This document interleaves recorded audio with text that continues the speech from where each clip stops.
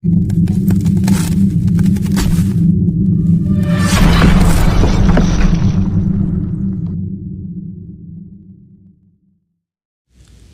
ini merupakan lanjutan kisah saat Garuda terpengaruh oleh egonya sendiri. Sesanaga berkata, "Prabu, Dewa Ganesha memberitahu bahwa mengendalikan pikiran itu seperti mengaduk lautan susu. Tapi mereka tidak dapat memahami bahwa ego mereka akan membuat mereka lupa keberadaan mereka sendiri dan melupakan gunung Mandara Chala. Prabu, bagian yang paling menyedihkan adalah bahkan Garuda pun berada di bawah pengaruh egonya. Ini bencana, Prabu, kasihanilah mereka." Ganesha berkata, "Apa itu atau di mana itu dapat ditemukan, bukan untuk aku jawab." Resi Narada berkata, "Oh Wignaharta Ganesha, jika kamu tidak membantu kami melalui rintangan ini, siapa lagi yang akan melakukannya?" Ganesha berkata, "Aku memberkati kalian semua, tidak hanya untuk rintangan ini, tetapi untuk setiap rintangan yang menghadang kalian selama kegiatan ini. Upaya kalian akan membuahkan hasil. Namun untuk menemukan solusi untuk masalah ini, kalian harus meminta bantuan Prabu Sri Wisnu.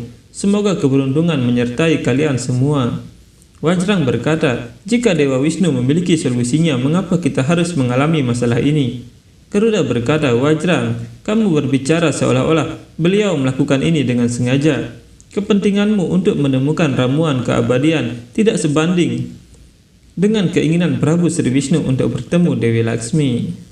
Dewa Indra berkata, "Garuda benar, Wajrang, ini bukan waktunya untuk memberi argumen yang tidak berguna. Kita lebih baik berdoa kepada Prabu Sri Wisnu." Raja Bali berkata, "Kami para iblis hanya berdoa kepada Prabu Mahadewa. Semua orang tahu itu." Dewa Indra berkata, "Yang benar adalah kalian para iblis yang telah membuat aturan itu sendiri. Bagi kami, Dewa Siwa sama mulianya dengan Dewa Wisnu." Resi Narada berkata, "Siwaya Wisnu Rupaya, Siwa Rupaya Wisnawe, Siwaya Hrudayam Wisnu, Wisnu Ca Hrudaya Gum Siwa." Siwa adalah bentuk Wisnu, Wisnu adalah bentuk Siwa, Siwa adalah hati Wisnu, Wisnu adalah hati Siwa. Siwa dan Wisnu saling memuja satu sama lain. Garuda berkata, "Apa yang kita tunggu? Mari kita semua berdoa kepada Prabu Sri Wisnu." Tapi para iblis masih tidak terima untuk berdoa kepada Sri Wisnu. Mereka kemudian mulai berdoa dan memanggil Prabu Sri Wisnu. Dewa Brahma dan Dewa Siwa muncul di Waikunta lalu mengucapkan salam kepada Sri Wisnu. Sri Wisnu berkata, "Mahadewa, Dewa Brahma, salamku untuk kalian berdua." Dewa Brahma berkata, "Oh Narayan, untuk kepentingan umat manusia serta perlindungan semua ciptaan dan makhluknya, aku mohon kamu untuk mengambil awatara berikutnya." Mendengar itu Sesanaga bingung dan berkata, "Awatara lain apa, Prabu?" Mahadewa berkata, "Tujuan dari peristiwa Samudra Mantana bukan hanya untuk menemukan permata tersembunyi dari bawah lautan, juga bukan hanya bersatunya Dewa Narayan dan Dewi Laksmi. Tujuan peristiwa ini jauh lebih besar dan jauh lebih penting. Tujuan ini adalah untuk melestarikan jiwa-jiwa yang murni, menghilangkan kekuatan jahat, menjatuhkan ketidakadilan, memperkuat kode etik moral, dan memulihkan ketertiban di dunia. Setiap kali kebutuhan seperti itu diperlukan, Dewa Wisnu akan menjelma ke dunia." Sri Wisnu kemudian membesarkan tubuhnya dan berkata, "Tidak ada inkarnasiku yang mungkin terjadi tanpa dukungan Dewa Brahma dan Dewa Siwa. Tiga dewa suci memungkinkan untuk menciptakan inkarnasi yang mampu menghadapi bencana yang paling parah." Sesanaga berkata, "Prabu, aku tidak bisa menunggu lebih lama lagi. Mohon beritahu kami apa inkarnasimu selanjutnya." Sri Wisnu memunculkan kura-kura di tangannya dan berkata, "Kali ini aku akan menjelma sebagai kura-kura yang akan memikul gunung Mandara Chala di punggungku." Kura-kura itu kemudian turun dan Sesanaga berkata, "Bagaimana kura-kura kecil ini membantu menjaga agar gunung raksasa Mandara Chala tetap stabil selama pengadukan, Prabu?" Saat itu di gubuk Winata, orang tua itu sedang berbicara dengan anjingnya. "Aku memarahimu dan membentakmu sepanjang waktu, tetapi kamu tetap tidak pernah meninggalkanku. Kamu adalah teman terbaikku. Di seluruh dunia luas ini, apakah ada orang lain selain kamu yang akan tetap bersama seseorang untuk melalui segalanya?" Winata tiba di sana dan berkata, "Kita Weda." Orang tua itu berkata, "Apa katamu?" Winata berkata, "Bukan apa-apa." Orang tua itu berkata, "Apa maksudmu? Itu bukan apa-apa." Jika kata-kata itu keluar dari bibirmu, pasti ada pemikiran di baliknya. Katakan lagi." Winata berkata, "Aku tidak tahu banyak, tapi aku sangat yakin bahwa jika seseorang membaca kitab Weda, maka pengetahuan yang terkandung di dalamnya selalu melekat pada orang itu. Sama seperti anjing ini, kata-kata Weda tidak pernah meninggalkan kita saat baik dan saat buruk. Ketika kita menghadapi masalah, pengetahuan Weda membantu kita menemukan solusinya. Mereka melindungi kita. Kita mungkin melupakan mereka, tapi mereka tidak pernah melupakan kita. Mereka mengikuti kita kemana-mana sebagai suara hati nurani kita." Orang tua berkata, "Baik, apakah kamu akan terus berdiri di situ, atau akankah kamu memberiku sesuatu untuk dimakan? Aku sedang kelaparan."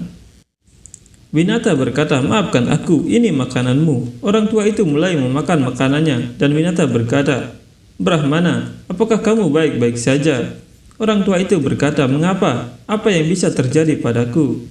Winata berkata, "Kamu tidak berdebat denganku atau mempertanyakan pendapatku atau memarahiku. Kamu juga menerima buah dan susu tanpa kehilangan kesabaran dan memakannya dengan tenang." Orang tua berkata, "Kamu melihat musim terus berubah, begitu juga pasang surut di laut. Siang berganti malam dan malam berganti siang. Segala sesuatu di alam semesta berubah secara teratur. Lalu bagaimana aku bisa tetap sama selamanya? Bagaimanapun hari ini, aku memiliki perasaan seolah-olah sesuatu yang baik akan terjadi." Winata berkata, "Aku juga. Rasanya bukan hanya gubuk ini, tetapi seluruh suasana dipenuhi energi positif. Seolah-olah semua masalah dan kesedihan akan segera berakhir." Resi Brihaspati berkata, "Oh Prabu, tolong jawab doa kami. Tolong kirimkan kami tanda tentang bagaimana kami bisa menyelesaikan masalah kami." Tiba-tiba dari dalam lautan susu muncul seekor kura-kura kecil dan Wajrang berkata, "Lihat Dewa Guru, Tuhanmu menjawab doa-doamu. Dia telah mengirim bantuan. Apakah dia mengirim bantuan atau mengejekmu?" Para iblis tertawa melihatnya. Dewa Bayu berkata, "Dewa Agni, Prabu Sri Wisnu belum mengirimkan bantuan apapun. Bagaimana kita mengatasi masalah ini sekarang?" Garuda melihat kura-kura itu memiliki aura suci dan Garuda berkata, "Guru Dewa, kita telah meminta bantuan dan Tuhan sendiri telah tiba dalam bentuk awatara ini." Dewa Indra berkata, "Prabu Sri Wisnu sendiri dalam awatara ini." Mereka semua bingung dan Resi Narada berkata, "Garuda mengatakan yang sebenarnya ini bukan kura-kura biasa, tapi awatara dari Prabu Sri Narayan sendiri."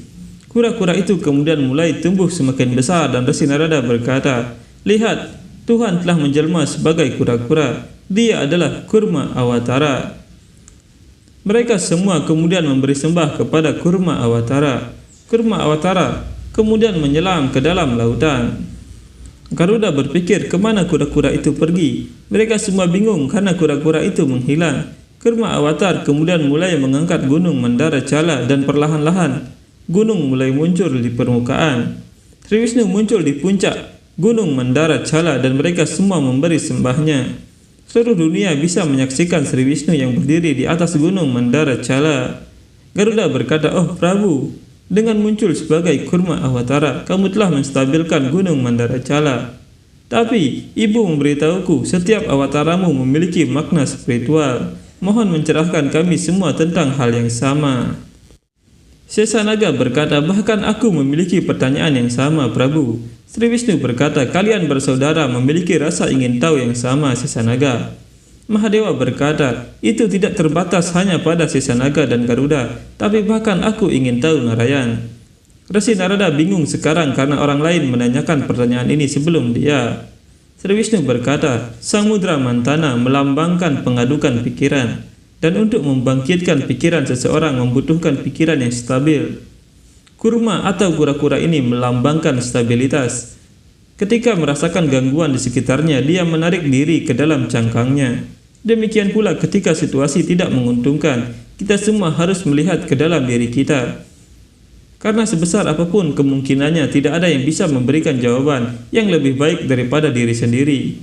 Mahadewa berkata, "Seperti biasa, setelah melihat wujud sucimu, aku merasa sangat senang, Prabu."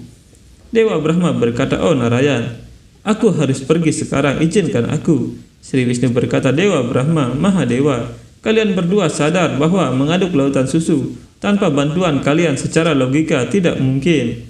Dewa Brahma berkata, "Jangan khawatir Prabu Narayan."